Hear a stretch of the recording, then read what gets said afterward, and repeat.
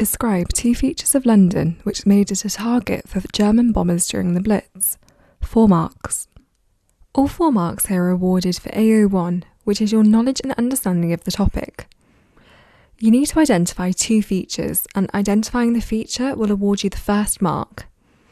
The second mark will be awarded for the supporting information that you give, so that will either explain the feature in a bit more detail or perhaps link it back to the question somehow.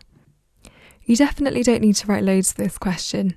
In fact, keeping it concise and clear and making sure that the examiner can easily identify the feature and the supporting information makes it much easier for them to give you both the marks. So it's definitely a good idea to try and be as clear as possible. There are many points you could have given here, so as long as what you say is relevant and correct, the examiner will award you the marks. But let's take a look at an example. So firstly, you need to identify your feature. So that might have been, for example, that London is in southwest England.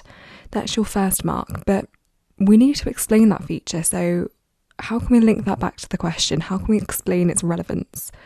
Well, you could say that it's a shorter flight from Germany, so would require a shorter trip, and therefore maybe less risk or less resources or so on. And that would be your second mark for your supporting information.